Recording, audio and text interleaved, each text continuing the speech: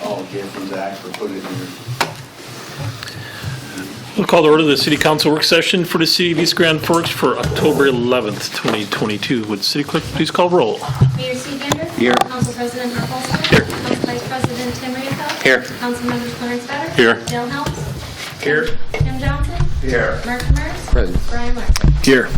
Does term quorum number 1, review recommendations for asphalt plant special use permit. Mr. Murphy, turn it over to you. Thank you, Council President.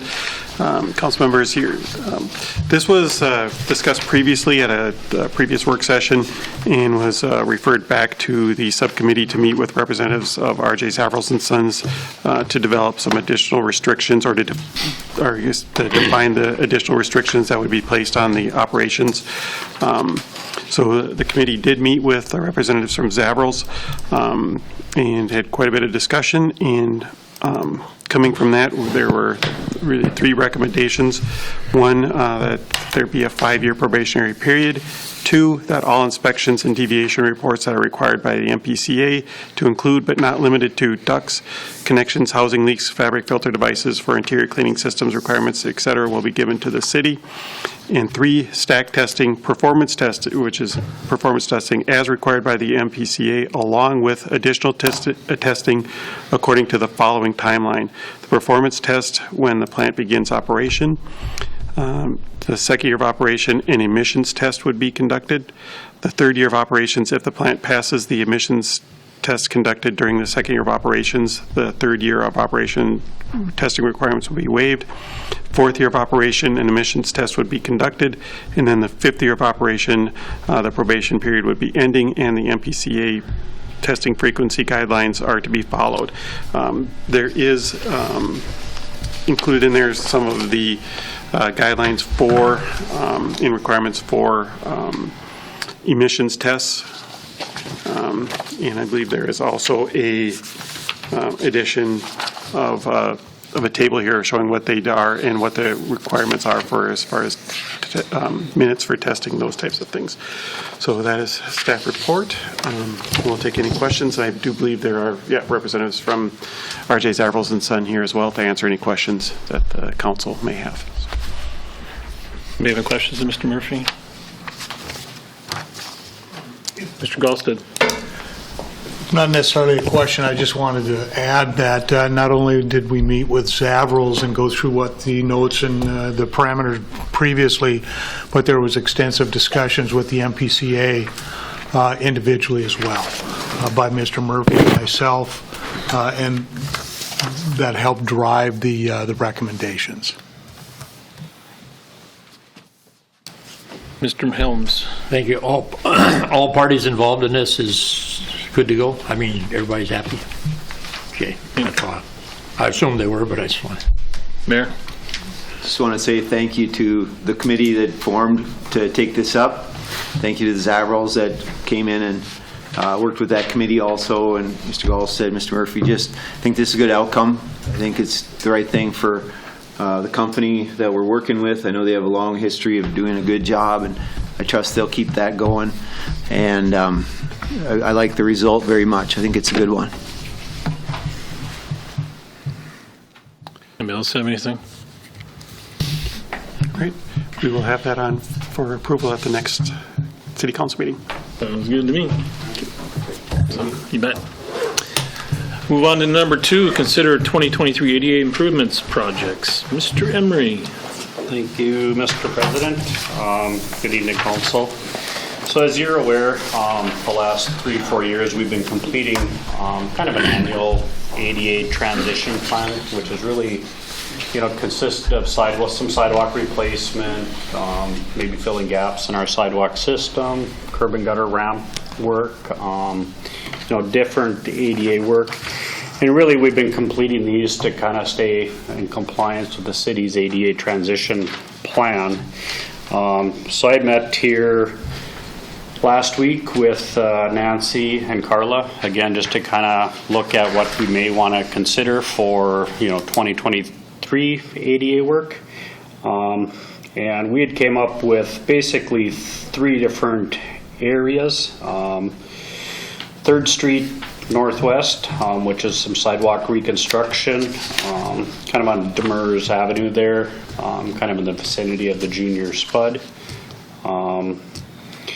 Sherlock Parkway, which is just kind of to the south of Sunshine Terrace, and then River Road up on the north end. We have a big kind of gap in our sidewalk system up there to connect to 23rd. So, and then at the request of Councilmember Larson, he did ask us for, consideration 4th Street Northwest and 5th Avenue Northwest, which is just north of the library. And that was the one drawing that I had handed out to you for your consideration also. That does really provide a nice connection from the bus shelter, which I don't know if you can see it, but that's kind of what this is right here on 5th Avenue Northwest. It's a bus shelter. So provide a nice connection from there, to our bike trail system that's on the north side of the flood wall. And then kind of at the request of Nancy and Karla again, is when I put this together, I kind of just lumped it all into an overall project cost and stuff. They asked that I provide more of an itemized breakdown kind of by proposal. So that was kind of the second attachment that I had provided there. So, and then kind of along with that, one thing that I guess hasn't been done is the ADA transition plan needs to be updated, and that hasn't been updated the last 4 years with the projects that we've completed. So I did kind of include that. That was a little bit of a shot in the dark, I guess, exactly what that's going to take to, go through, document all the work that's been completed the last 3-4 years to show compliance, so we can get that updated in our GIS system. So, my thought is we would just, that would be work we just do on an hourly basis, and, I guess be fair with everyone. Just, again, I think we have to show, that we are making progress with the ADA compliance plan. So I guess with that, when Nancy, and one thing I should point out is, all of these projects, we have been using state aid maintenance funds in the past. The work on Sherlock Parkway, which again is proposal number 2, there is Sunshine Terrace funds that would help pay for that work. So with Nancy and, we had met again, we had prioritized the 3 projects. Again, at the request of Mr. Larson, we threw in kind of a 4th one. So I guess, open it up for discussion, kind of see, what you may be interested in doing for projects. Anybody have any questions for me? Well, I think Mr. Johnson? Thank you, Mr. President. I think Mr. Larson got the right idea on this bus thing to remember that gal that came, and that's what she wanted for her walking her dog and whatnot. There was nothing there, so that was brought up to us earlier. And the mayor wanted to get sidewalks or whatever going, so so that's a good thing. Thank you. Mayor? I do want to thank Megan and Nancy for taking calls. I know a number of residents called and made some requests, and I think the one along the Sunshine Terrace was a bunch of calls came about that one. And I'll just say again to our community, to anyone who takes a walk, you walk your dog, you use our trail system, and if it goes so far and stops, and there would be a logical connection that we could make between 2 maybe dead ends in our sidewalk or trail system, keep that information coming. We want to serve our residents the best way that we can, and part of that is going to be to make this a nice walkable community for everybody. Or if you got a power scooter, it's good for that too. Keep everybody safe, keep everybody away from the motorized traffic. That's kind of part of our identity in our community, and let's just keep that going. Thanks. I just wanted to make a few points. Our ADA transition plan, we do have projects set based on what we think our top priorities are, and then work our way down. Our first priority was around the schools, making sure we got curb ramps, sidewalks around the schools for our Safe Routes to School program. Our second one is anytime Water and Light does work, if they can include sidewalks and/or curb ramps in those projects, those are included. Our third priority then would be high-traffic areas, areas where we know we have a lot of people using the sidewalks, so some of our commercial areas around our clinics, those types of things. Fourth priority would be parks. ADA, a big part of the ADA now is making sure that our parks are accessible, not just the playground equipment, but the ability for those who are maybe ADA handicapped, back surgeries, crutches, you name it. Anytime anyone would need to be of somewhat, they have to have the ability to at least get to the park, be able to take their children there, walk to it, etc.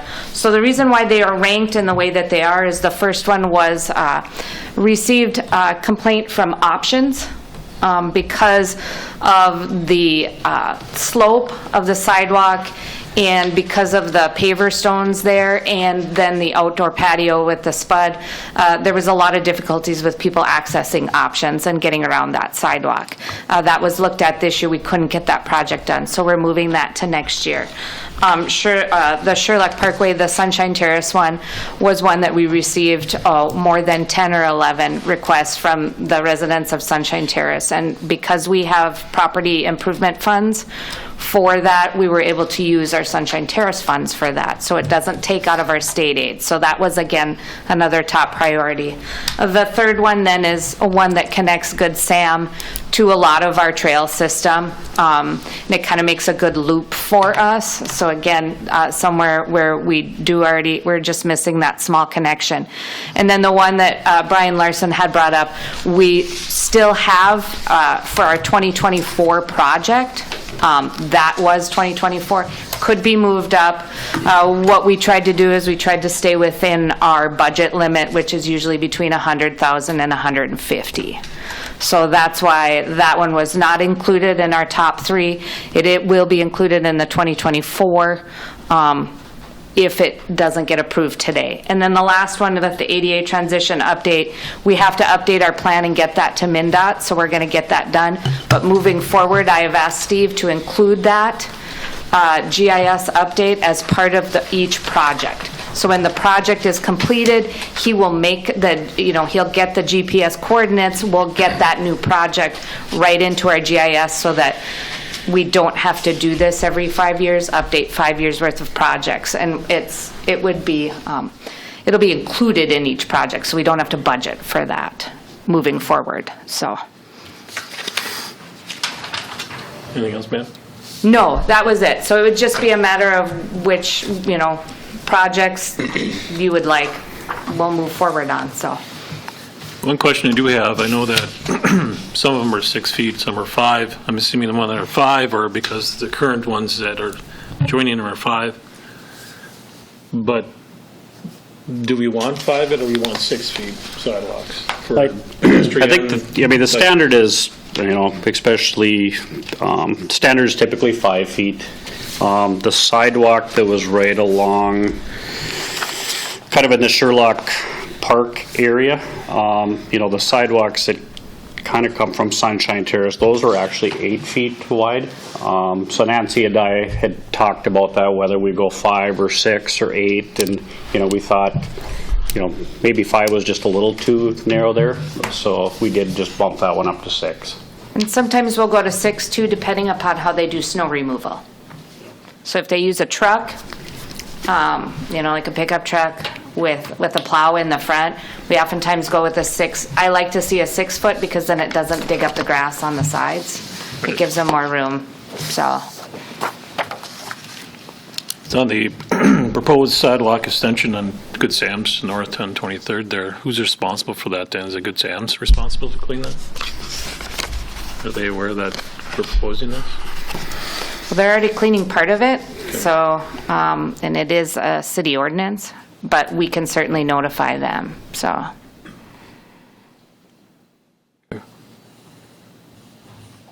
Mr. Jones? Thank you, Mr. President. Mr. Emery, are you looking for us to tell you which one of these we want to do, or do we have enough funds in there to get them all done? I mean, Yeah, I they're all think, good projects, you so know, if there's enough Yeah. funds there, I I mean, I recommend think moving them all. I can let but- Karla speak on that. Again, I mean, we try to stay within that $150,000 range. I know the last couple of years, we have gone over that. Yeah, so- we've really gone over it the last couple of years. We've been almost 150 to 200. And so we're kind of trying to cut back this year, just because those state aid maintenance dollars are used for other projects also. And so it depletes the fund. I mean, we can look at it, but we just thought, we talked about even doing 50 to 100, and we know that the 50 is not going to work with the price of the materials. So we have gone up to the 100, and we just thought we want to try and get back to that 100. That's why we only looked at the 3. And we did look at other funding for that, but that would push it back till 2026, I believe, with some of the aid that's available for transportation dollars and such, but they're not available yet. And we have to wait for our SSR grant to be completed, and then the process to be done on that, and so it would be a year or two out. Mr. Johnson? Well, if you're looking for a couple of projects, I would suggest Proposal 1 and Proposal 4 would be the two I'd shoot for, if that's what you want to do for right now. But, I mean, if we had enough money there, I'd see them all done and be done with it, because... And I think the Sherlock Parkway, I mean, Nancy, or they got funds in the Sherlock, or not the Sherlock, but the Sunshine Terrace funds. So Yeah, we do have so those. it wouldn't come out of the state aid, so we could So that still one could do be done one- also. We Yeah. could do 1, 2, and 4.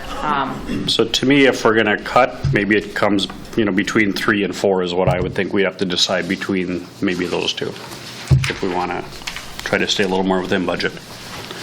Well, I think number 4, like Mr. Larson said, I think that's pretty important, because there's no sidewalks there at all right now in that area, right?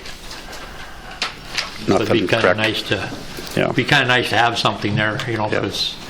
And that probably is a busier area, let's say, than 23rd Street. It is. So, Yeah. to me, maybe Yeah. if we were gonna push one to 2024. So that would be the two I would recommend, is 1 and 4, and then do 2 also with the Sherlock funds. But like I said, if we had enough there to do the other one, it's not going to be any cheaper next year or whatever. I would probably say do them all if we could. That's the way I'd look at it, but I don't know. We'll take a look at it, and then we can let you know before you would vote on it next week. Because we have to take into consideration the other projects that are coming out of there. Okay. Mr. Johnson? I just wanted to, I don't know how many feet that is here on the Sherlock Parkway. Is Mr. Stordahl aware of the, like that snow removal right there? That the plow's gonna be going pretty good, and I don't know. Jason doesn't do snow removal there. I hire it out. Really? Yes. No, I'm talking about the road. Oh, the road. See the sidewalk, Nance? See, how it's pretty close to the roadway there. So I'd like to know how many feet that is away from the roadway. We're, right now, we got a lot of right-of-way there, but we are showing about 6 feet away from the street. Because that, the snow removal there, they'd have to slow down their process so they don't cover that sidewalk. We can even potentially push that one a little further. We got a lot of right-of-way there too, so. That's what I was say. I would push it as close to the property line as I. Yep. I know there's a As you could hydrant then. in there and stuff we have to avoid, but yeah, I think we can push it more. So that would work better for everyone. Yep. That's a good I idea. agree. Thank you. Mr. Bitter? Thank you, Mr. President. On the 3rd Street one, the outdoor patio there, the removal, all that, to be able to do the sidewalk, is that on the business owner's expense and to put it back, or is part of that in your cost then too? The replacement or? That's our right of way. Right, so the business owner would have to remove the outdoor patio, Oh, all that stuff? yes. Okay. Yeah. Yep. So he usually takes it down and then puts it back up in the spring. We worked with Justin last year. We weren't considering letting him put it up in the first place because it is the flat spot of, the most flat spot of that sidewalk. However, because of all the breakage and things like that and the heaving, we really felt that just replacing it all would help those that are getting in and out of their vehicles as well. So we'd like to start the project right away in the spring and not give him the permit for his outdoor patio until the work is done. Okay. And I think he's agreeable to that because he was agreeable to the fixing of it last year. He was just hoping we could do it either at the end of the year or the beginning of the year. Understandable. Okay. I'm going to go back to the width on Fifth Avenue and Fourth.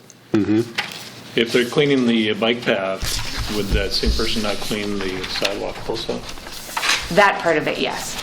So would we not want to match? So I'm assuming they're taking a truck through there. Reed is the one that I think they use something different. Or do you guys use the Toro?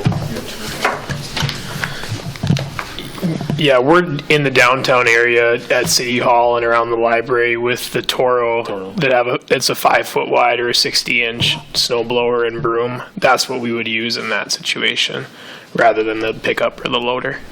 Even in the bike path to Sherlock, and then are we going to keep these clean then, up Fourth to the bike path, close to the campground there? I mean, Yeah, all the bike path areas, it would be a separate route that we would use the compact loader we got on primarily.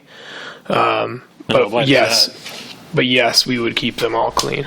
That compact loader, how wide is that? Give or take, it's got an angled blade, so it can be as narrow as 7 feet or as wide as 10 feet, depending upon the area we're going through. That's why I'm wondering if these are 5 feet, does that go We could wide look at enough? that. Granted, it's going to up the cost, I guess, too, but we Understand could. it, but then you're clearing stuff and, I can't do this because we're going to leave them, Yep. and then someone forgets about them, Yeah. and all of a sudden they're not cleared, and then, I do know the portion that goes to, along Fifth to the transit shelter. We have transit dollars available. I'm purchasing a toolcat for Cities Area Transit, and I have offered to purchase one for Parks and Rec as well, because a majority of our, like 220 and those places are located on a bus or a transit route.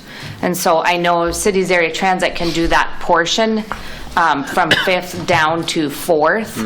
So, and then again, with the option of buying another toolcat. It's not the equipment per se, I think Reed has an issue with. It's more of having people that can get it done, because they have trouble totally hiring understand people. So it would be cleaning it. I'm up for whatever you think would be easiest. But like I said, so that they don't have to come up Fifth for that portion, we could get Cities Area Transit, because they clean out all our shelters. We can just have them head down to Fourth. And so then it would just be from whatever that small portion is. So, which doesn't help a lot, but would help some. how wide are the ones on 220, the new sidewalks there? On 220, that's a 8-foot, I 8-foot believe. ones. I don't know, I think you need to look at widening those, Yep. because it's, And that one might make some sense because it is connecting on the north side of the flood wall there. It's connecting bike trail to kind of bike trail there, so maybe it makes some sense to go wider, at least for that corridor, and then maybe from the bike trail to the transit shelter, we could go back to just a typical 5 or 6 foot wide sidewalk. anybody else have anything? Mr. Demers? Thank you, Mr. President. I guess going from the top third, I'm fine. I guess it's, what is it? And then the Sherlock Parkway, I agree, like that should be as far off the street as possible. Just wondering about how those are gonna come into the other side of the road. Like the one on the, maybe the west side, kind of comes out and crosses at a curve. I don't know. You're at If Sherlock. that's gonna, yeah, Parkway. Sherlock Parkway, and kind of the west entrance to the, or west side entrance to the deal. I just didn't know how that's gonna work. And then is there plans to do the other side of Sherlock Parkway at some point, or where are these sidewalks going? Because they kind of just go out into the street. Yeah. There would be a plan to do those. I can't say what date that would be. The one thing that I've always talked to Steve about is if we try to connect sidewalks where it would connect to another, like across here, then we would be waiting a while. And I know the people that are at Sunshine Terrace are driving in the street and they're using other ways to get places, so we have to start somewhere. No, I agree. I just I want to make sure that it is. And so we can use Sunshine Terrace funds for that. We've got them, and so why not get started on the sidewalk and then, working our way across to the other side of the street. Obviously, it would be a higher up priority than some residential areas because it does connect you to clinics, healthcare facilities, those types of things, so. Right, City Hall. Yeah, City Hall is another one. Yeah, because 8th on the other side, where the apartments are, that would be another spot that we're looking at connecting sidewalk in the near future, so. On the other one, the River Road one too, it just seems close to the road. I know that sidewalk on the south end, that's where it connects, but I don't know, it just, 5 feet between the back of the curb, it just seems like we have a bad habit, always showing our sidewalks right up against the back of the curb. The existing's about 3-4 feet from the back of curb there, but, we can always look at adjusting those too in a plan. I just even think for safety, Yep. get people away from the road is what we're trying to do. And then the only other thing on the 4th and 5th, same thing is like, can that sidewalk, I know where the access path, the bike path goes in, there might be some grade issues there that you have to cross, but if we could move that sidewalk on the north side of 5th, or the west side of 5th, I guess, off the road a little bit more, might be helpful. And then just wondering if it's good practice to have a crossing right on a curve. Obviously it's a pain to go all the way down to the end of the block and cross and come over, but it is kind of on a curve, and I don't know the people that are going to use this a lot are going to be kids in the summer when they're going from for playground, or their summer activity from the library to the pool. That's going to be where they're going. So if we're telling them we want them to go there, that's a lot of kids running there. So I don't know. And I was just with that connection, I was looking at it, if you're at Edgewood Vista, just to get over to the bus shelter, I get it, but like I said, it's kind of a bad turn there, especially if you're coming and going. Yep. And trying to, especially because people are going there, if they're driving there, a lot of times they're boogieing to get onto Highway 2, so they're already thinking about going 45 or whatever. So that's my only thoughts. I think my thing is I would rather cut it down to 2 or maybe 3 projects. I think they're all great projects, but we already know kind of what budget scenarios we're in. I would say do the 1, 2, and 3 and put number 4 as the highest priority for next year that's my opinion. Not that it's a bad project, I like it, but we're looking at budget.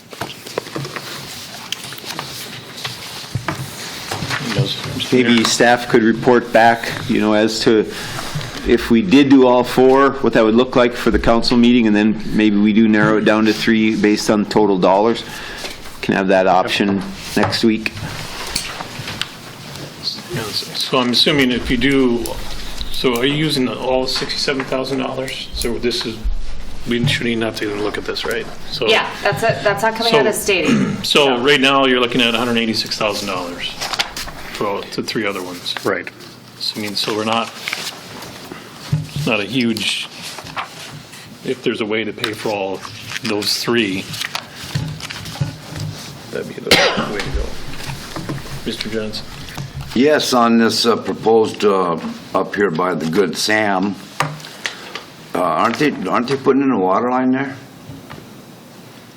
Yeah. And now the people that are gonna be digging up and doing a sidewalk next. There isn't a sidewalk anyway. There is not. No. There's no sidewalk there, correct. Yeah. That's why we're putting it in, because you kind of got a gap in the sidewalk system there. Well, I bet they'd like that. Everyone would. Thank you. Anybody else have any questions? Do you want a new estimate then for 4 with maybe an 8-foot? I can do that, yep. Yeah, that'd be wonderful. So yeah, we'll update the numbers and And then we just wanted to show you proposal 2, so maybe what we'll do for the RCA is remove proposal 2 and put it in its own separate, like, ranking, and then we'll give you the proposals 1, 3, and 4 and the transition updates, and then you guys can pick. We'll just number them 1, 2, 3, and then have the other one in its own, so. And that way you guys can decide which ones you want. Sure. And you don't have to think about, if you're okay with the Sunshine Terrace one, I'm gonna take that to the EDA meeting just so that they're aware of it and are okay with that. Karla and I have already put that in the budget, so. Sound good? Yes. Move on to number 3, consider preparation of flag policy. Mr. Gander, looks like your name's on this one. I guess so. If you remember back to when Officer Cody Holte was killed, Mayor Bochensky requested flags be flown at half-staff, and I came in on this side and said, I made the same request that flags would go to half-staff. And there was a pretty good buzz, and I think it's reasonable to say, wait a minute, who can order flags to half-staff? It's the President of the United States, it's the governor of a state, and it's the mayor of Washington, D.C., because they don't have a governor. So those are the ones who can order flags to half-staff. At least traditionally, that's how we've thought of it. Well, then when Mayor Staus passed away, I was hoping maybe we could do something there to put flags at half-staff for a time in honor of Mayor Staus. Of course, flags were already at half-staff because of Queen Elizabeth's passing, but we could have come off the end of that and gone for a week beyond. And so we made a request to the governor's office to see with them if we could have that authorization. The response from the governor's office and staff was that we do have some authority to do that locally, to request flags go to half-staff within our city, but we would need a policy.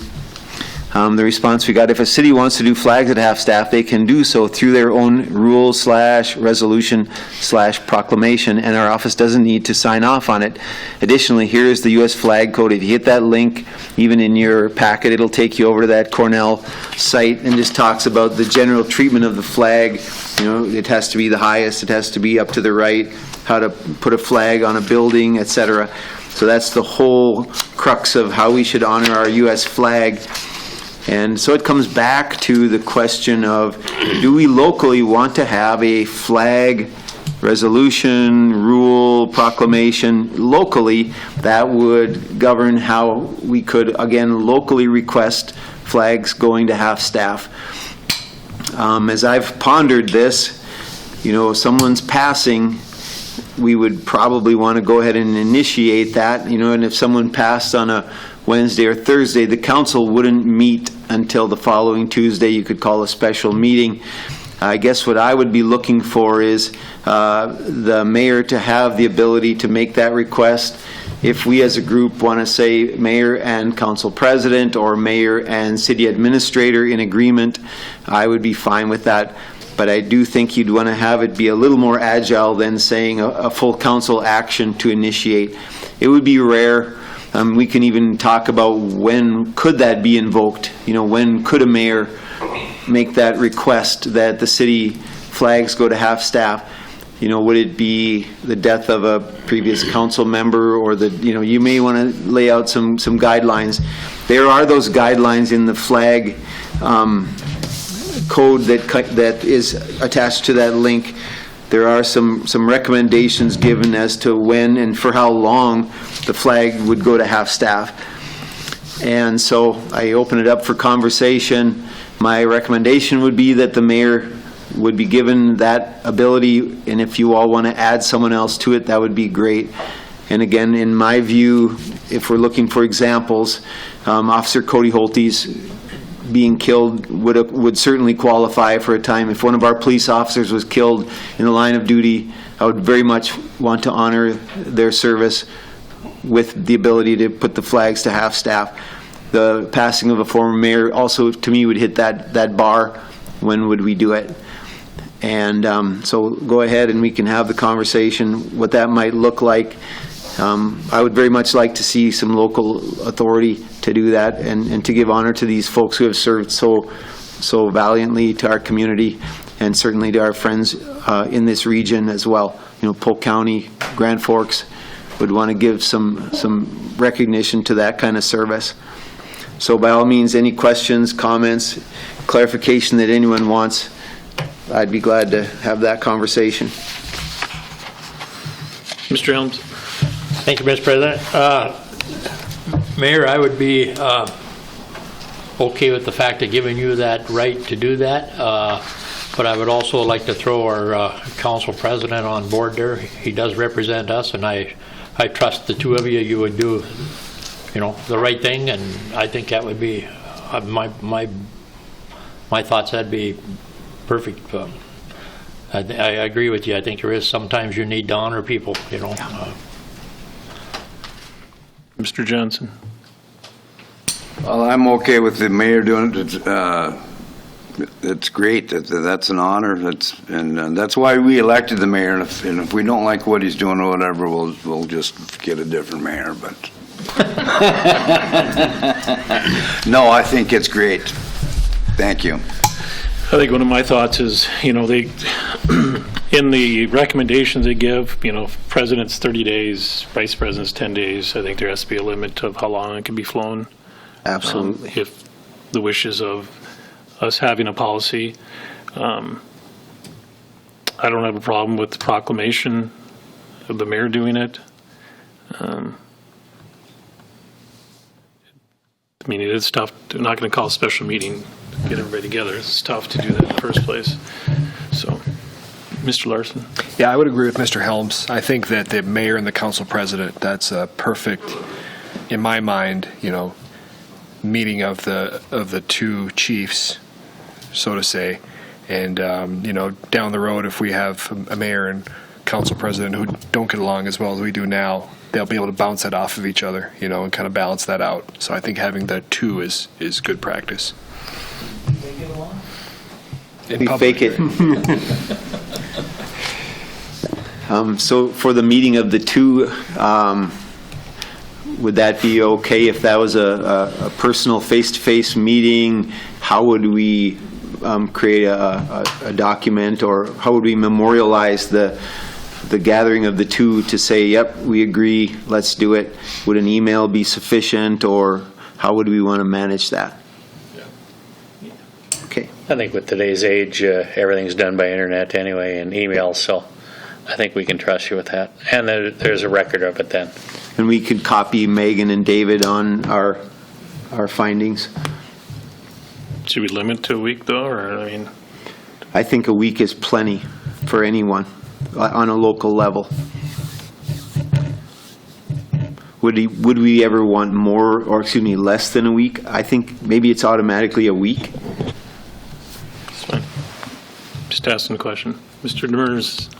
I would want less, but that would probably not surprise anybody. I think we've had these conversations before. I'm maybe an outlier here, maybe I'm crazy, but I disagree with the governor's staff's opinion.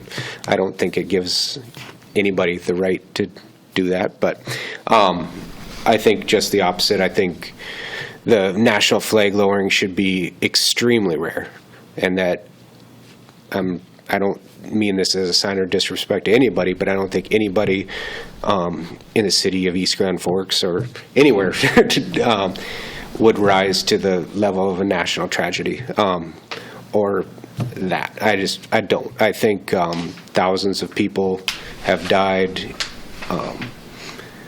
to do just the opposite and raise that flag and keep it raised. And I think that is our number one duty, is to keep that at the highest level. I think that oftentimes, and I'm not suggesting that you're doing this, but it becomes performative. To your example, I think we lower the flag for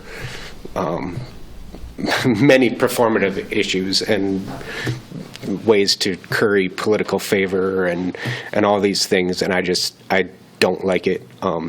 While, like I said, the code does allow for certain people to do certain things for certain people.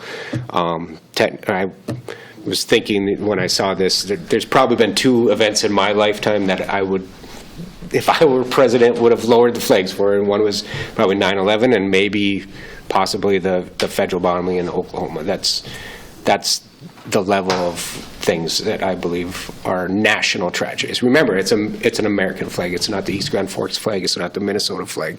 It's a national flag.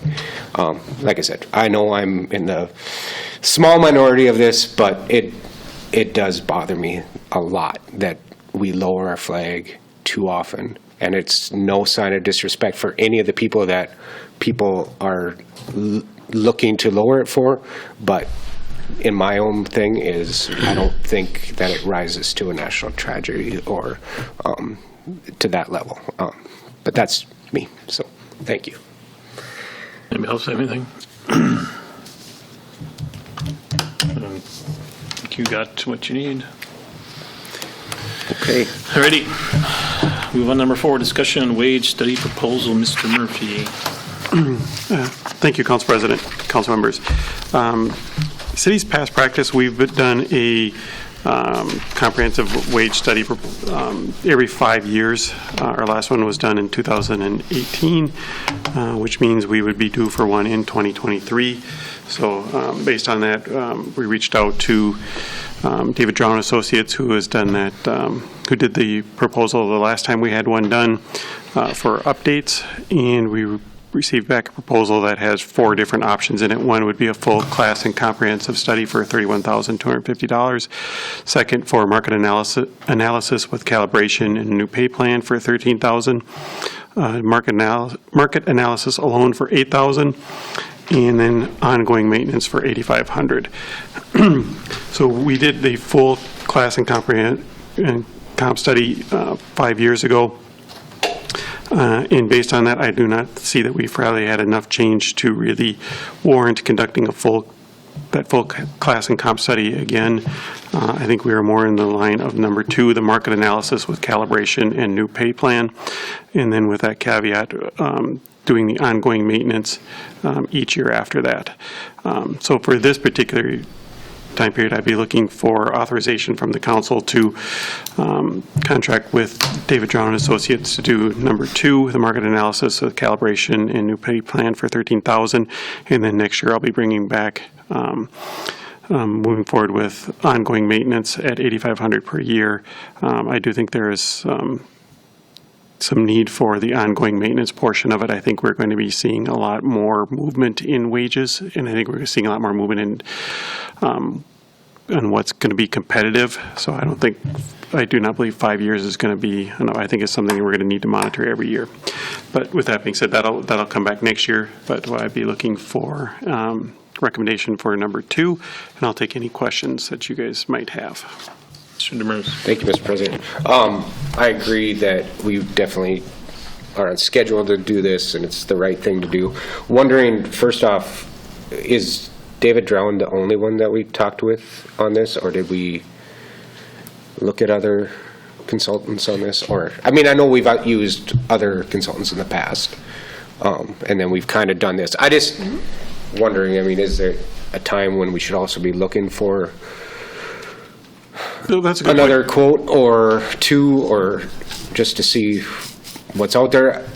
Understanding, I guess, that if we do go with another one, maybe that kicks in that we need to do a more full analysis, or, align the one, and maybe that's the best time to do that, is when we're ready to do that full analysis, or... Yeah, there are a couple other ones that do it. Springstead is one, I believe, that does it. And there's a third one. Their name is escaping me right now.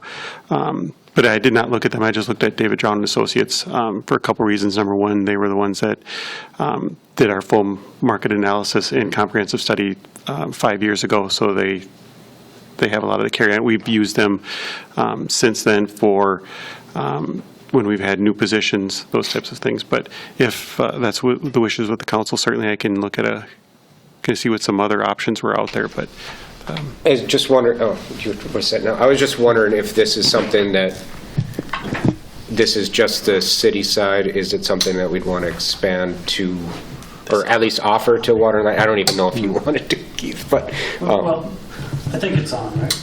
Yeah. We always go right after the city, and my comments or thoughts on what you're thinking, Mark, is it seemed like a smaller amount. I would agree with David that you maybe do that smaller amount now and then maybe do a fuller one or a more complete one down the road.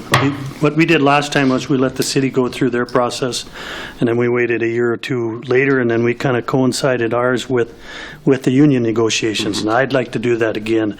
And I, for one, I guess I'd like to keep ADJOURN and Associates. They went through all the process with us. It's a smaller dollar amount this time around. I wouldn't want to switch because we're already in gear, and it'll go a lot smoother if we just stick with what we got. Okay. Like I said, I just saw it and wanted to make sure. The only other thing I was wondering is it,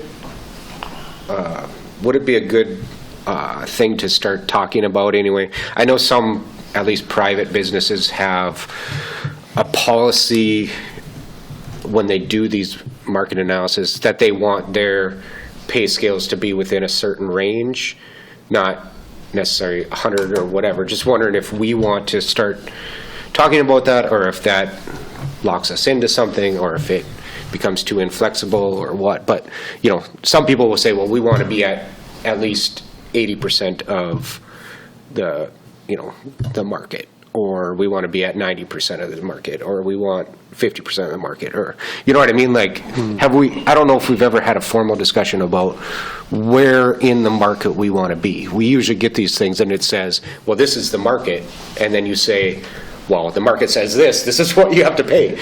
But that's, in private business, that's not always what happens. People say, we want to attract this part, and then, we want to be between 60 and 90% of the market, or something like that. Or I don't know if that's a conversation we should have or not.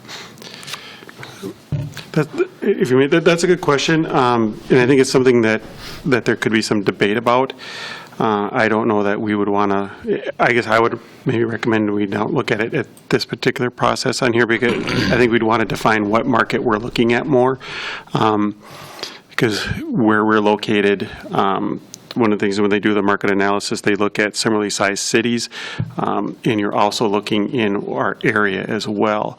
I know we're not apples to apples comparison to the, say, Thief River Falls, Crookston, but then again, we also have the market right across the river of Grand Forks, which is significantly different. So you would have to define kind of really what market you're looking at. Is it Minnesota cities of roughly our size, and is it Minnesota cities roughly our size close to our area? So personally, I guess I would recommend that we don't lock ourselves into something like that until we fully define that. I think I would like to have a little bit more room to kind of, I guess, see what it is. Because, like I said earlier, I believe this is something that's going to be changing more rapidly than it has in quite some time as far as what the market is. I think the market's going to accelerate here before it slows down again as far as changes in what people are paying, that type of thing. Mayor. I would hope that our comparison, along with comparing ourselves with, say, Thief River, Crookston, and Grand Forks, from a city employment standpoint, I hope we are also comparing to the private sector. I know that's a unique dynamic, and certainly in some sectors of our city. Our electrical workers, for example, the private sector and our electrical workers, that's a dynamic that we have to get into the pay range of what the private sector pays to those same individuals. And I would want to be mindful of that across the board, everywhere from administrative assistant on over to whatever it may be. with an eye toward the private sector, along with the other cities. That's a good point, and that's something that does get debated in city administration circles to a fair amount. How do you compare yourselves to the private sector? Because there are some aspects of city government that are comparable to private sector, and there are some that really aren't. I mean, it's hard to compare police departments, fire departments. There's really nothing private sector to compare it to. Office staff, administration staff is more easily comparable. Things like EDA, community development are a little bit harder.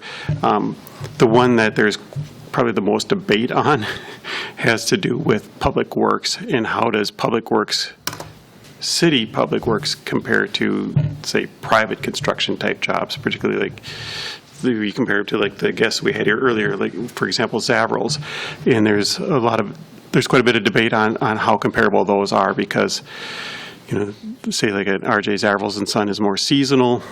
They're not working 7 to 6 or 6 or 7 until 3:30, 4:30 in the afternoon, like we are. They're working a lot more. So it's hard to compare those because they're not really apples to apples. So that's a good thing. I can ask. I think it's the ones that could be compared to the private sector. It's probably not a bad idea to at least take some consideration in that, because for the fact that whether we like it or not, we are competing for office staff, that types of things with the private sector. I'm sure they'd be up for working non-public sector hours if they want. Kidding. Yes. And hence, which is the big debate with how you compare public works Right. to. I get it.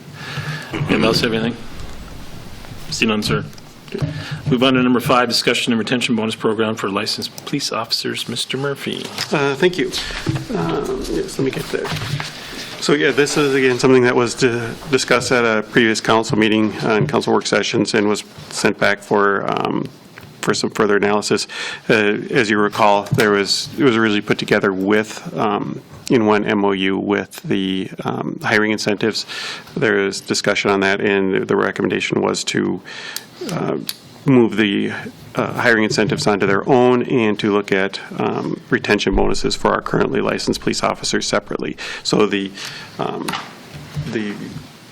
hiring incentives that did pass, and that is actually we do have that out on our website now, and out on with the hiring incentives. And as of I think yesterday, we had 2 applicants for police officers. So we doubled the previous number that we got. So beautiful. So hopefully it is helping.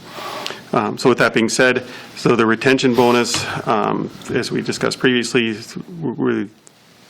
originally we looked at a across the board $5,000. There was some discussion about whether that's 100% fair or not. So we looked at more of a tiered version. So the longer you're here, the more you get. So for years 2 to 4, we looked at 3,000. Years 5 to 9, 4,000. In years 10 until retirement, 5,000. So with that, we also had addition of the termination clause. The employees do not meet standards. And then we looked at the recommendation would be to start the bonuses January 1st, and they would be paid out twice per year, for example, June 1st and December 31st. The budget impact for the retention only with our current officers is $80,000 per year. So that is staff report, and I will take any questions or comments the council may have. Mr. Johnson. So they've got a lot of leverage then when they go to these negotiations. That's a lot of money. Mm-hmm. So like if they want a 5% raise, you can come back and say, well, you're getting this and that. We'll give you 3%. I mean, that's a lot of leverage. Thank you. I think the main goal is if the wage study, you go through that's why you're going to do the wage study. If this has to change, this is why we're looking at the ending dates on here, as you put on here. I think that's what we need to do. I know there's been some reluctancy from, discussion over the last couple of weeks on this. I do like the tiered portion of it. incentivizing them to stay longer and they get larger bonuses. I understand that let's say we go into negotiations and we have the wage study done, that this thing could go away. Possibly. Yes, that is possible. So, because it really depends on where we, again, going back to Councilmember Demers' point, if we wanted to set where we're at compared to other departments or in other cities. I mean, if we wanted to look at something with police department as well. Like I said this before, I think what we're going to find is just with the lack of new officers coming through the pipeline and the number of openings, there's going to be a larger push. You're really the only option will be to try to lure people from either out of state to come to Minnesota and become post-licensed and work here, or lure current officers from other cities. So that's where the idea of the retention bonus was, to maybe try to disincentivize them for leading to another. I guess that brings up a question that I don't think we ever discussed it. I know we talked about if, let's say they're working in Crookston. Don't get too excited, Crooks. I'm just making a point here. Let's say they work there 5 years and bring them over here. Are they year 5 them to get here? Or are they down to year 1? And then... Yes, well, is that just years at our police department? Not years of service? The way it's written here now, it's years with our department. Okay. Yeah. I just want to make sure that's clear, though. Was that meant to be that way?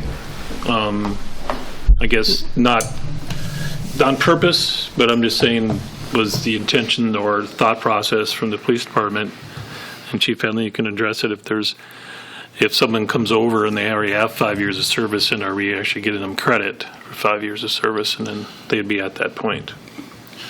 My interpretation would be no, that first year they would be getting the new hiring, the hiring bonus. So they would get the $5,000 hiring bonus right off the bat for that first year. And then at the end of that first year, they would then be eligible to fall into, assuming this program continues beyond the 1 year, they would then fall into the $3,000 bonus as a second-year employee starting in their year 2. Alex, is that how you would interpret it as well? I would agree. I just wanted to make sure. Yeah. And also, depending Not on... written, that's what I wanted to make sure. We didn't think of that, I guess, that hasn't come to pass, but... Maybe I shouldn't have brought it up. If they came in with 5 years' experience, that's also going to have an effect on where they fall into the pay plan. They would be lateral transfers, so they wouldn't be starting at step 1 either. So they would be getting a higher wage to begin with. Yes, so totally. There's some offsets there. Sure, you bet. Just what I meant. Just the thought they had going through this. Mr. Galsted.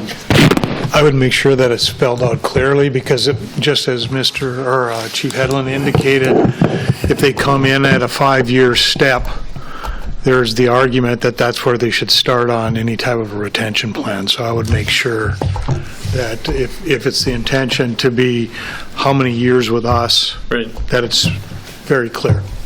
Don't want to just set yourself up for a dispute down the road. And I just want to say that I support this. I think that it's very important for retention. I've done some of my own little research on what's going on down in the cities, down at the different universities and at other departments. And if we don't, we're putting ourselves behind the 8 ball. Thank you. I'll finish mine and I'll move on to other people here. I do believe, even though we're looking at the budget and it's $80,000 hit, I do believe we need to do something. And I think this is the first step, and we can look at it again within 1 year. If we get the wage studies back, go through all that, and then maybe it'll adjust so much that we won't have to have it anymore. I don't know. But that can be a discussion down the road. But I support this. I think it's something we need to do. And I guess that's my thought process. Mr. Vetter, and I'll go to Mr. Demers. Thank you, Mr. President. I'm also in favor of this. I like it. The only thing that I would do different, implementation timeline, you talk about paying them out on June 1st and December 31st. I would change that to July 15th and January 15th. So if they're here January through the end of the June, they get the retention bonus on July 15th, and then if they're here from July 1st through the end of the year, they would get it on January 15th of the next year. So for budget purposes, for the first year anyway, it's half of what it costs, and if we don't do it, it's half the cost in 2 years. If we extend it a second year, then of course, the second year gets the full cost of it. But then it breaks it into that 6-month period where you have to be here for 6 months, and then you get it. Doing it in the middle of the month gives our staff time to process everything and say, yep, okay, everyone was here on June 30th, and run it through rather than a day's worth time. That's the only thing that I would change. Sure. Mr. Demers. Thank you, Mr. President. So does this have an end timeline, or is this just start December 30th? Or Well, January 1st and then run in perpetuity? well, the discussion that there was is that it would be run for a 1 year. We were looking at the January 1st to December 31st. To Mr. Councilmember Vedder's point, I think you could probably still do it too, running that to be eligible, you'd be there from January 1st to December 31st, but not, you'd pay it out at the I guess, end of January. I don't know if, I'm saying, is the program a 1-year program? Or That was a discussion, yeah, we were looking at a 1 year, that was the direction that we got from the council. I guess I don't think I to your point, I don't know that I clearly stated it in the RCA, but the discussion was is that it would be 1 year to start with, and we would revisit it after this first year. Going back to the kind of our past issue with market analysis and stuff, does the pointing process, does like job, I don't know what the right word for it is, like job scarcity or ability to hire, is that factored into the pointing scale? I mean, I know like there's college experience and daily duties and all those type of things. Just wondering if that's part of the... No, not in the pointings. Not on the pointing scale. Pointing is strictly has to do with job difficulty, education requirements, working conditions, those types of things. Where the scarcity would come in would be through the market analysis. But I'm just wondering, scarcity. So I'm saying, so say someone that is for lack of grade 11, right? And then you do a market analysis for these jobs that are market 11, but then these other jobs in a different department are now the same market or different market now. How are they going to be, are you going to raise everybody at a grade 9 up at the same level? Or is there ability to change that to get from grade 11 to grade 12 that take care of some of that market? That's an excellent point, and my answer is I don't know that that's been worked out yet. I think that is something that's going to have to be addressed by not only us, but many other cities as this moves forward with what's happening with police departments and some of the other. So that's an excellent question. I don't believe that the current system is truly set up for that, but I think it will have to be modified. What that modification will look like, I'm not exactly sure yet. Because I guess what we, as a city, I don't know, I'm going to say for myself, as having been through these experiences, what we've done is we've tried to get to one scale, right? Mm-hmm. And the option is to create another scale, something that we worked hard to get away from 4 different scales to one scale, right? So is that what you're foreseeing happening then, is creation of another scale? Or I'm just wondering, is there a way to point it so that people can be elevated through and still end up in the same? Maybe I might be taking your question too literally. I think I don't know that I would recommend, or I would be 100% in support of changing it by pointing it. I would be more along the lines of something, because scarcity is also something that can change, whereas like the job requirements, the difficulty, those types of things are more set compared. But then how does that affect the market? Like, is the market going to go down? Well, if you're asking me to predict what will happen, I'm going to predict it's going to be something along the lines as what we're doing with the retention bonus, but it'll be called something else. It'll be like a market adjustment or something along those lines, where for those particular classes of positions where there'll be something that'll be paid more outside of it, because it would, in my opinion, I think it would be kind of a dangerous way to do it would be to put it into the pointing system. It should be accounted for somewhere else. We just have not had to cross that line yet, as far as I'm aware. I think it's something that will have to be addressed, and I think it'll be something more than just us addressing it. I think it's something that the league will probably come out with as well. And I guess from my perspective, not to try to sound old or whatever, but having been a veteran of this, knowing how hard it was and how costly it was for the city to get out of longevity, which I believe that this is just another term for longevity. I can't in good conscience go along with it. I think it needs to be done through the regular wage scales. I mean, I see this blowing up in our faces doing this kind of stuff. Yeah, and I guess to your point, you could. I'll take a step back.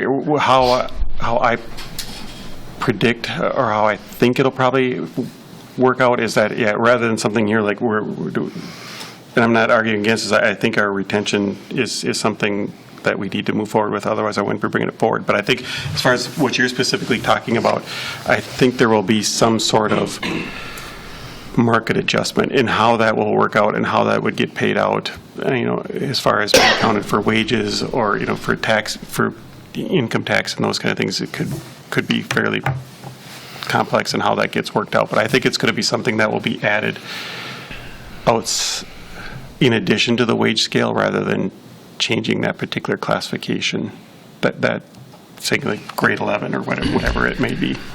But I guess, I get the offside. I get that there could be the what's the snapback, right? This is a small thing that could be done, but it could also be taken away, whereas you change the points and all of a sudden now that's where they're stuck. I get that.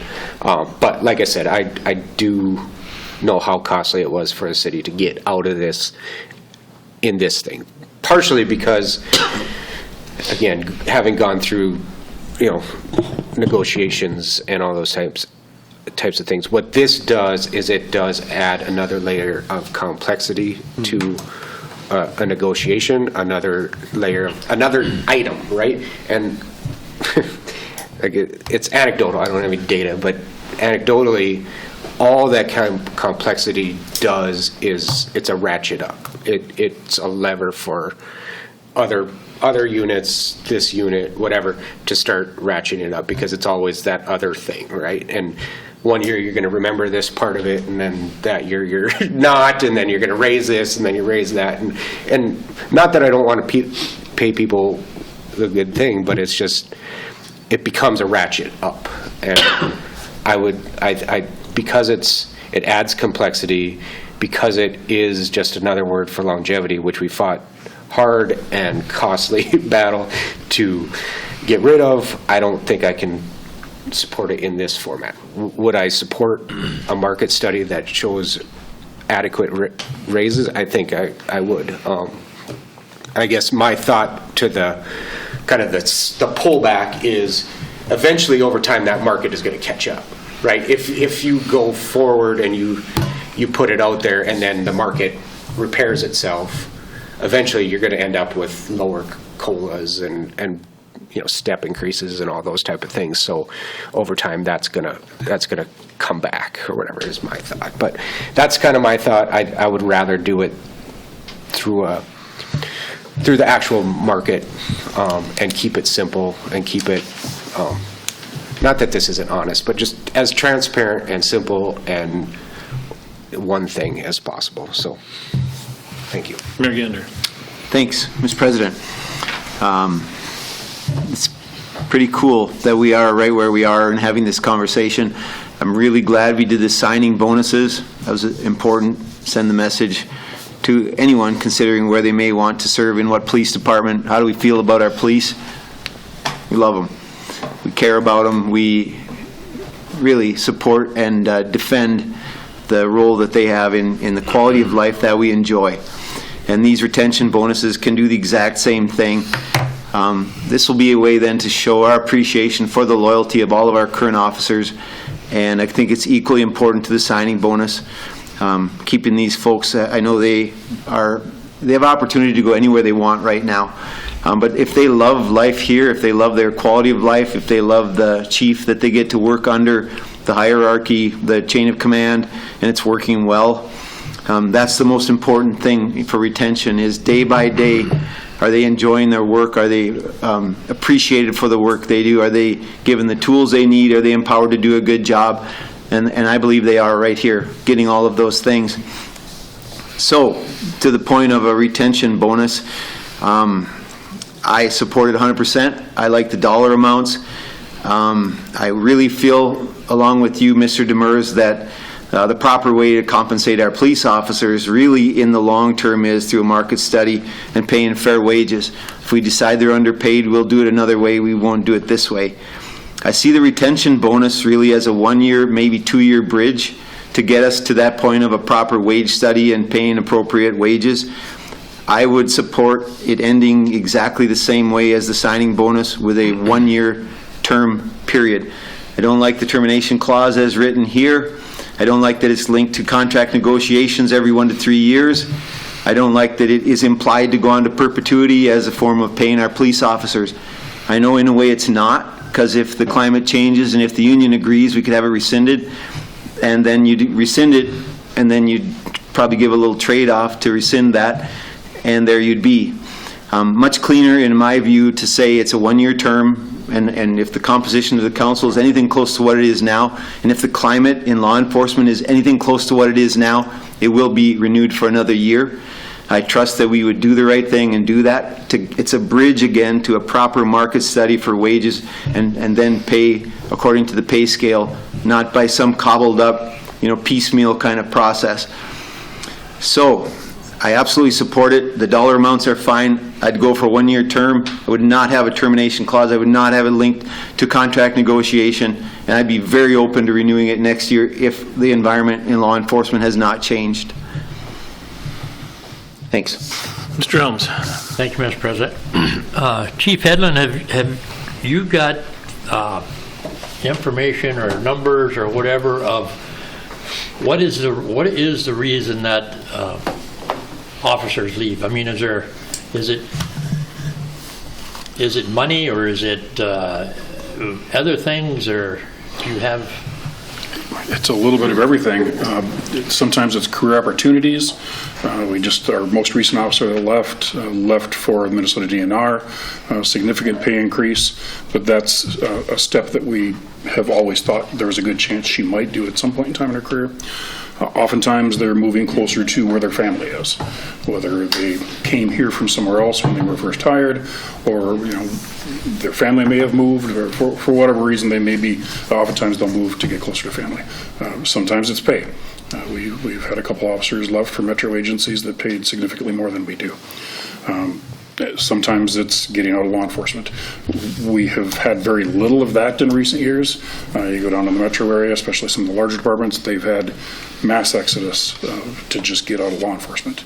And we have not had to deal with that. Very, very rarely have we had to deal with that.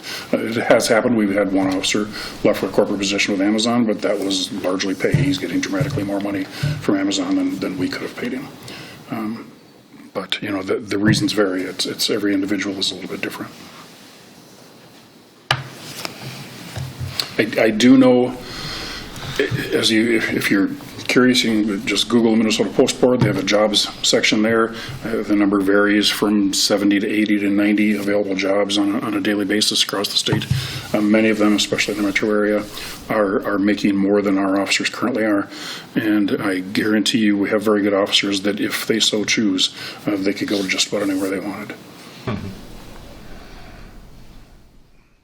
And I fully agree with Mr. Demers. It's expensive. There's no question about it. Losing an experienced officer and bringing in a new officer, all the time they're spent training, creates overtime. There's all kinds of different things that, hiring a new officer is expensive as well. So in my opinion, this is money well spent to try to keep what I consider to be a large number of extremely fine police officers, and I think they do a good job of representing our community. Thank you. Wait, how was your trip? Did you go down? Or is that coming up? Tomorrow. Tomorrow, okay. Yep, that's, I'd like to know what you... 10 o'clock tomorrow, I'll be in Brookwood Park. It'd be So- interesting to hear what you... Absolutely. I'd be more than happy to report on that next week. So again, as the mayor had said, and I think we've said before, that we want your officers to know that we do support you, and we have a good bunch of people. We know that. I appreciate that. And, unlike other cities and states and whatever, we do support our law enforcement as well as we do all of our other employees, but they need to understand that they do have that here. They got some backing here, is what I'm saying. We're not going to put them out there on the street and, without anybody behind them, so. Thank you. That's appreciated. Yep. Anyone else have anything for Mr. Murphy? See none, sir. Move on to the last one, discussion of 401 fund. Ask Karla to bring this up. The work session, I guess, looking at it and wondering what the 401 funds was used for, why it was created, what goes in and out of it. And I guess one of my last questions I had for her was what the balance was currently. And I guess the other question is, why do we have a balance of the $1,172,000, I think it was, and change? I guess cash on hand balance, am I correct? Yes. And I guess, why was it created? What can we use it for? Is there a reason why we have such a large balance in there? I know we had 128,000 go in there the other day. I know that was specials, but I guess maybe an explanation of it, what the 401 fund was intended to begin with, and why or what we can intend it to be used for going forward. Thank you, Mr. President. The city received $2,520,000 from the state of Minnesota as a grant to establish a revolving fund to finance residential non-electrical infrastructure improvements. And this is actually what it's been used for. The reason there's $1 million in that fund right now is because we haven't had projects that we have used it for. But I did send information to you on all the projects it has been used for. I did put examples of what it was originally used for. And then there was a loan with the Water and Light Department, because when they did set up this fund, there was not enough money in the fund to cover those projects. And so the city took out an interdepartment loan from Water and Light at a guaranteed interest, and it was at a market rate of interest. And we are still paying that back. There's 3 years left of that. So I sent all that information, and then as an example, I sent the projects that it was used for, and you can see that their special assessments were assessed for those projects, and we are collecting them. So when you talked about the $128,000, that is what we collected from the county for the first payment of taxes that were in May, that we collect in June. We will be getting another check in December for the taxes and special assessments collected in October. And then there is a catch-up that we get in January for anything they have collected from October to December. So it is a revolving fund that we need to use for non-electrical infrastructure improvements. Is there limitations on that bracket of use? I mean, could we be using that on projects that we currently have next year or the year after? Because there's... And that's what we've done. So, for example, on the listing of roles I attached, so if you looked at the bottom here on 339, 341, they were smaller projects. They were probably 300,000, 400,000. And we use this fund instead of having to put together a bond for a small amount. So when we've done the bonding, it's been for larger amounts. We've put in certificates of equipment for when we bought a garbage truck.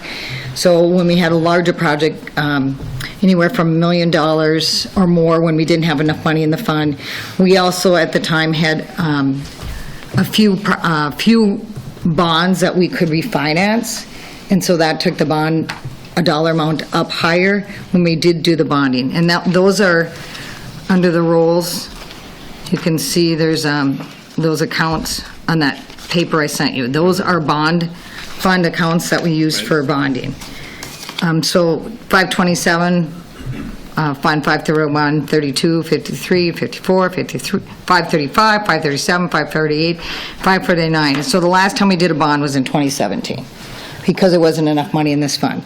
I did mention at a department head meeting that if we're looking at non-electrical infrastructure improvements, a good example to use instead of maybe getting bonding is that we could maybe, take the cash amount of 1.1 or say 1.2 and make sure we have enough special assessments coming in to make our payment to the water and light, but we can maybe use that for repairs that we want to do at the arena projects. If we take out a bond with the bond market for parks, it's not a general obligation bond like we do with streets. So there are more restrictions. That actually changes the rate a little bit, but there are more restrictions. We have to have a tax abatement hearing. So this would be one way to be able to do that and not have to go on the bond market and get that. And we could pick our payback method. So if we wanted to pick, say they're paid back in 15 years, or we could pick 30 years, and we could actually pick the rate of interest we wanted to pay back to this fund, if any. Because it doesn't say that there has to be a certain interest rate, it just says it's a revolving fund, which means we have to reimburse it. We can't deplete it. Can't deplete it, but is there a certain balance that it has to be at, though? Well, I would suggest that... Is there a legal Minnesota statute says that we have to have that at a certain dollar amount? I would doubt it, and I have no idea where to look. It was a grant that came from the Minnesota state, so I don't believe it'd be in a statute. But if we got it so that we balance, or we wouldn't be a negative cash, and we would actually, we could use that amount just to make sure that we're not going in the hole.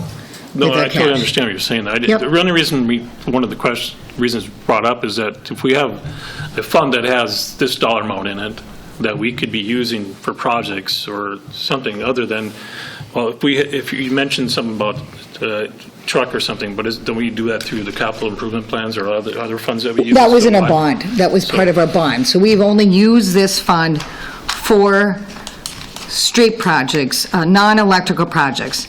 And on this page where all the rolls are, if you look you look at all those 300 rolls, we use this fund instead of going out in the bond markets. We have been using this fund for what it's been intended. In the last 5 years, we haven't done any, though. But we haven't done any large projects. So it's built up that balance. So my question is, I guess, can we use this?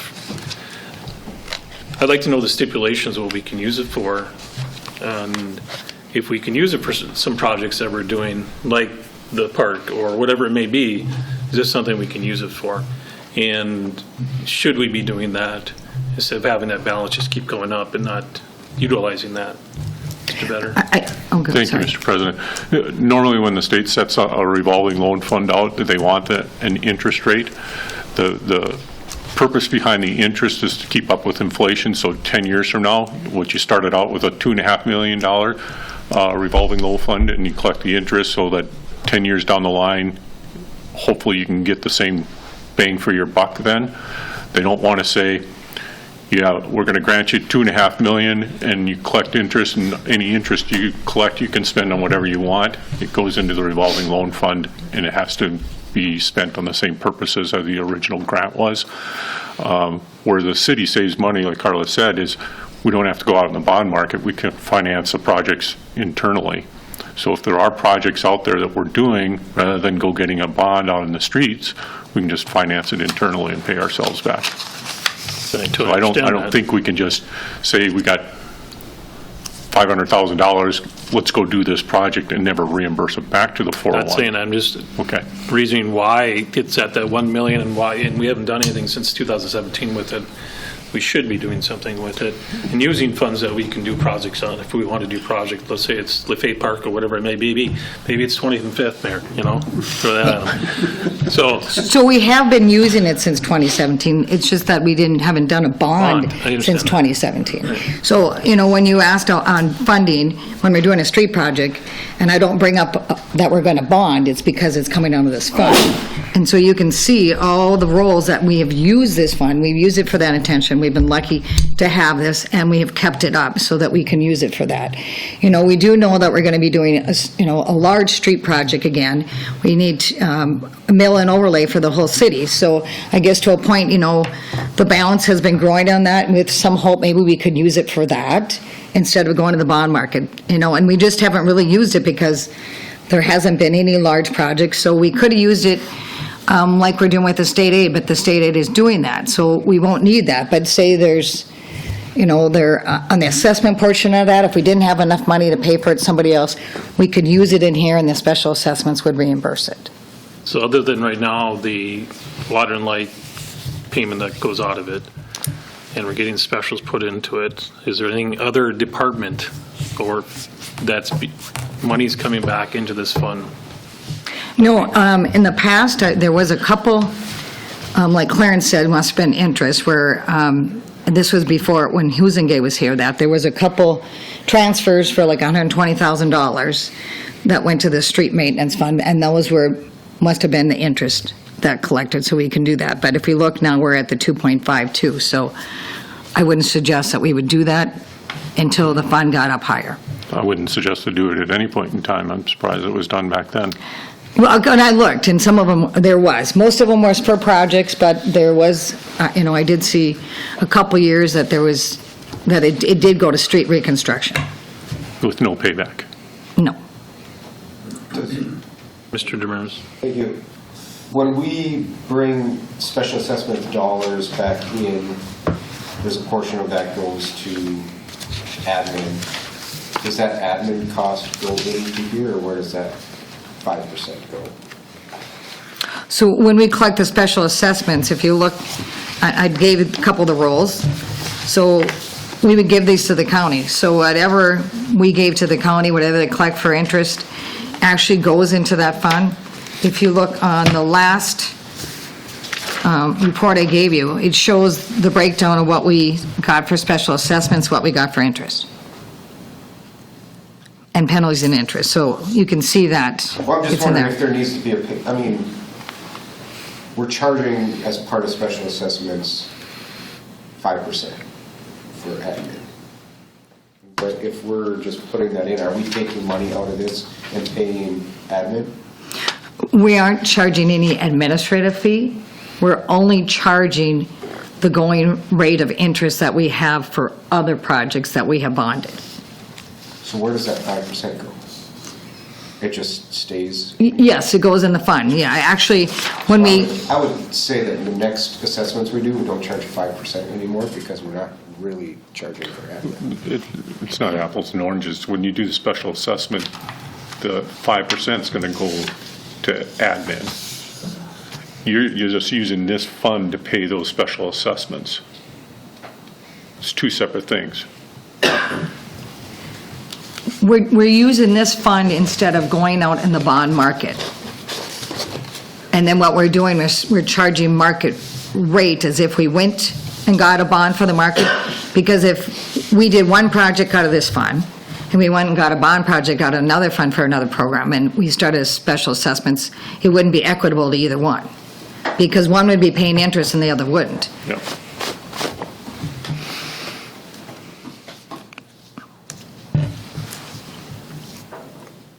But are we charging ourselves interest, though? If we're using We aren't using any of these funds for ourself. But These when are we do- all for projects that are being assessed to somebody. If I could just say, I think what I'm hearing there, I think what Councilmember Maurice might be asking is, so when we do a project and we say the project's going to be $1 million, obviously use round numbers, it's going to be $1 million and 5% of it is for admin, so where does that $50,000 go?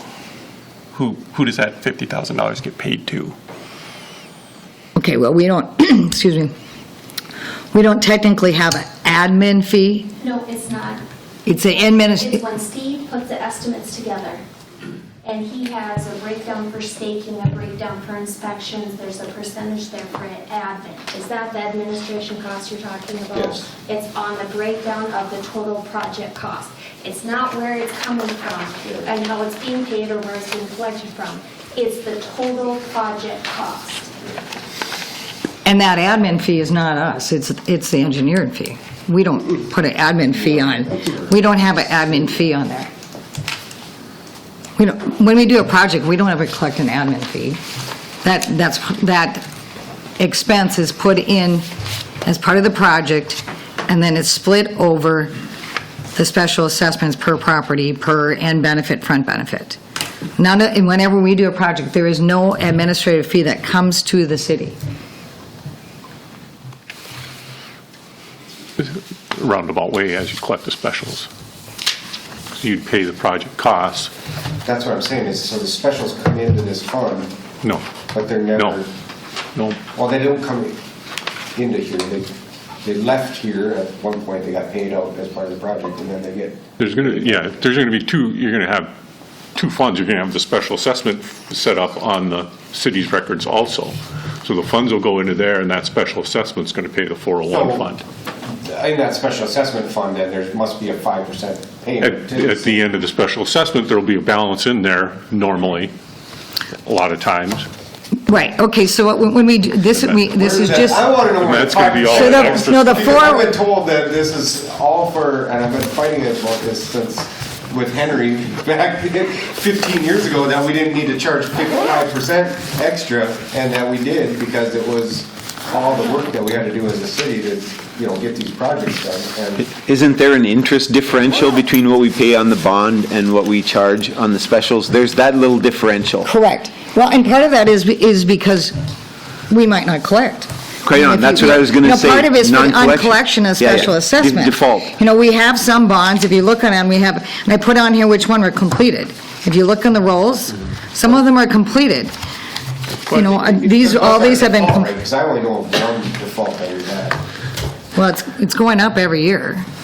I guess the other thing was we have to talk about is that we have those properties at Water's Edge that are in Fund 533. And that I highlighted those, okay? So 258, 259, 260, and 261 lot, those rolls are for Water and Edge lots. So they are not sent to the county. We are not collecting anything on them. So when we sell the lot, Can I make one correction to that? can you come up here, please? Because it's a group effort here with Megan and I and everybody else in the office. When it comes to Water's Edge, homeowners that bought a while ago Right. were given the option to have their special assessments assessed on the property. As time went on, and I can't remember exactly when it changed, the specials were rolled into the price of the lot because of the aging infrastructure that was already in place. So at some point, now they're just, when the lot is paid for, we collect the specials and they are put in the assessment accounts. So we are collecting some. There are some specials that we are collecting from Water's Edge that aren't, so I just wanted to make that clarification. Right, that, yes, so are we have the collecting some. outstanding ones that still have the lots. And so we're collecting them because we didn't want to put that on their assessment, on a 20-year assessment, and the street's been in for 10 years, and then all of a sudden, we're going to fix the street, now they have another assessment. So that was the understanding of why they have to pay, it's part of the lot price now. But those are still outstanding. So Fund 533, some years it might not collect enough to make the payment, and so on our levy, there's always been a line for bond interest, bond payable that we had to put on. Well, that's not on our levy this year because we have enough fluctuation in there where we have enough money in the bond to make the payment. So it's typically been 80, 90,000 a year. Well, this year, that is not in our levy. In other years, it's been in our levy, and we haven't had to use it because we had enough coming in. But now that some of the bond funds, the roles are completed, we could, in essence, use that money to cover the payments in another bond fund, or use those for other projects. But until we get to that point where the Water's Edge are sold, we need to have some of that money available in case we have to keep making payments and there's not enough. The other problem we have is when you look at Fund 539, that was our street and overlay, mill and overlay, and we had lots of people that paid up front, which is great. The problem is that when you pay for they set up the bond, they're looking at equal payments. And so it could end up that we might not have enough in the fund because we haven't collected that interest to cover those extra payments towards the end. So you do need to keep a balance of some cash in those funds to make sure you can make the payment. Mr. Murphy. Okay, I'll just make one last thing, maybe try to clarify this here just a little bit. So Karla, if you look on page 39 of the packet, I think kind of what the question is coming from Councilmember Demers as I heard it, and this might not be the best example on there, where it says that 2008 assessment job number 2, utilities and street construction, where it says construction costs, plans and specs, staking inspection, then there's the administration portion with that amount. We do not collect any of that money. That is the engineer, one of the engineering. Well, I know, I mean, I said this might not be a good example, but I know that, okay. But yeah, it wouldn't, okay. Better not be an engineering fee because we already negotiated our contract with them and administration is nowhere in there. I've never taken that money out and put it anywhere. So when we get a bill on a special assessment from when we do that and we get the engineering bill, there better be just their engineering fees per our contract, not an additional administration cost on top of that. Well, this would be my understanding that those two fees are part of putting the special assessments on each property. Megan and I can check that out, but we've never had any money come to us to cover anything. The only place that I would see it is when the special assessment was finally done, 15, 20, 30 years, whenever it was, and then whatever would be left in that special assessment fund would be the city's. But I'm agreeing with Mr. Demers now, if that extra 5% admin fee is going to the engineering, now I've got a problem with it too, because that's not in our engineering contract. And this is 2008, so I'll look on a newer one, but I just threw this in so you could see the example of what it was. But I will look at any of our newer assessment jobs to see if that administration is in there, because unless they did back in 2008, I am not aware of, there isn't any money that's coming into our general fund saying, this is a cost that administration had to do for this project and you're getting reimbursed. That has never happened in any project that I've seen. And while it's off the topic, I just think maybe this is its own topic. We should probably have some sort of forensic in what exactly this assessment, because I was always told one thing, and apparently other people have had other ideas of where it goes and where. I would like to just know, we're doing some right now. We're going to be doing projects that have assessments to them. What is the assessment cost? And it seems like, I guess I've always been, like I said, I went around and around with Henry, because at one point it was 4%, and then it became 5%. And I fought with him, I said it should be 2%. And they always, it's always, I get it, you want that, it's a bad term to use, but the grease for the, the ups and downs when you have the non-payments and all those type of things. But if that's the case, we should have an analysis of what are the default rates, and is 5% the right number, or should be 3% or 2% or what? But I've probably had 200 assessment type things thrown in front of me, and they all have 5%. Well, they used to have 4%, and now they have 5% thrown in. And I've always thought that what came due when it says admin, it came due, and I've always thought it was too high. But this may be a completed project, so it's not on there, but usually there's a 5% contingency also for unexpected ups and downs. This may not be that. This may be a completed project, that these are the actual totals. Yes, this is a completed project, but I will check on that, at what this administrative charge is. I'll look on a newer assessment job to see if it's in there, but I am not aware of anything that we charged on a project that we got back to ourselves. I mean, it's just a cost of doing business, and, we don't charge for our time of other things either. Yeah, I guess, years ago, when I used to work for an engineering firm, they used to always just throw the 5% in to cover the unknowns that were going to happen, and the lawyer's fee was even tied into that. And so, that's the way I look at it, for give you my 2 cents. It's just there if you need it, and you sometimes don't use it. But I will research that. It's a good question. Mr. Johnson? What happens? Whatever we're doing, I hope we're saving the taxpayers some money.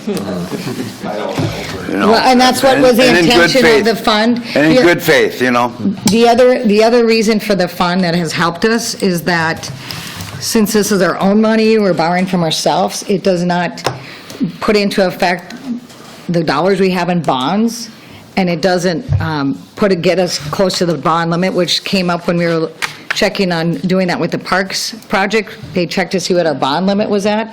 So by having this fund, we have helped ourselves with that, and we do have a Moody's AA3 rating, which is the highest we can get with the size of our city. So the project has done very well for us by being able to do that. But to Clarence's point, if we are using ourselves, we should be charging ourselves the right amount of interest, otherwise. And we're doing that. I've said for a long time, it seems like we've got all this money in cash, and it's just losing money right now. Mr. Larson? Yeah, I guess my thoughts and good conversation all around is it seems like we should put a policy in place around how this fund is used, establish a minimum fund balance, how this fund, what it can be spent on, and just be more defined with it. It seems very open. All of the historical stuff was very interesting, but why don't we take this opportunity to just structure this fund so that it's more of a tool rather than this kind of amorphous thing that it's hard to grasp. That's my thought. Good point. Anybody else have anything on this? Ooh, very nice. Not entertain a motion to adjourn? Moved by Mr. Vetter, second by Mr. Johnson. All in favor say aye. Opposed, same sign. Motion is carried, means adjourned. So what do you got going on tonight?